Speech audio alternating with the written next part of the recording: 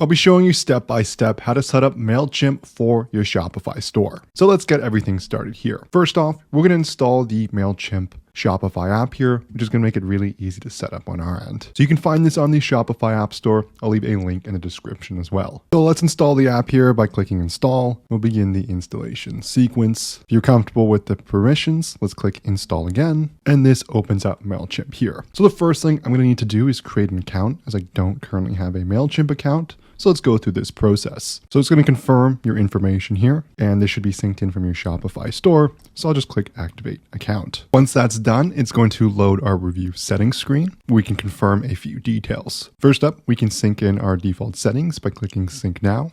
From there, we can confirm the linked audience. So this is going to be the audience you want to associate with your Shopify store, and this is mine right here. Next, we get to choose our contact types. So all new Shopify contacts will automatically sync into Mailchimp in real time. We can sync both subscribed, so people who have already opted into our marketing communication emails, and we can also sync in non-subscribed users as well. Next up, we can have our customer tags, and I'm just going to leave this to sync as well, as it's just going to be more data in Mailchimp that we can choose to use later if we want to. So I'll click sync now. Next up, I need to go and actually verify my email. Once you do so, it's going to prompt you to create a password. So I'll go and create one there. Next up, I can click the return to login button. It's going to prompt me to log in again here. Once you do so, you'll need to select your plan. I'm just going to go to the free plan here for this video, but other than that, it is based on things like monthly email send. And just like that, we've set up our Mailchimp account here. Next up, let's give you an overview of the platform. So to start, there are really two things overall you'll want to set up. The first one are campaigns. So think of these as one-off news blasts. If you're sending a note for a specific promotion like Black Friday, Cyber Monday, or you're having an exclusive sale. So these are one-time things that you can create and schedule. The next one is automations. So these are going to run automatically. You're going to do so for certain events. These can include someone sign up for your welcome email. Maybe you gave them a discount code using a pop-up. You can send them a welcome series sequence introducing your brand to this person. If you've made any sales on Shopify, you know how hard it is to keep track of how much profit your store has actually made. That's where a sponsored profit calc comes in,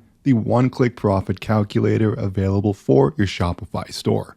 Once set up, all you have to do is select the date range you're looking for to get real-time profit calculations so you can truly understand your store's performance. It includes a ton of different details, analytics, and metrics, and it syncs seamlessly with all your ad accounts, as well as many other cost of goods sold providers. It has different reports you can look into. It all comes with a 15-day free trial so you can test drive everything for yourself. There's a link in the description below to access the Shopify app listing directly. You could also head to the Shopify App Store and search for Profit Calc, and then look for this logo in the top left here. Again, there's a link in the description below. There's also other journeys if we head to pre-built ones to give you a good idea as well, such as recover abandoned carts. So if someone enters their email address in during the checkout sequence, we can help get them to come back and buy by sending them an automated email series. So these automations, again, are happening automatically, so you don't have to go and manually email someone every time someone adds something to their cart. Other than that, there are quite a different bit of recommended pre-built email sequences. So when you set up Mailchimp, I recommend going through these and figure out the ones you want to add in. And there's quite a bit of detail here,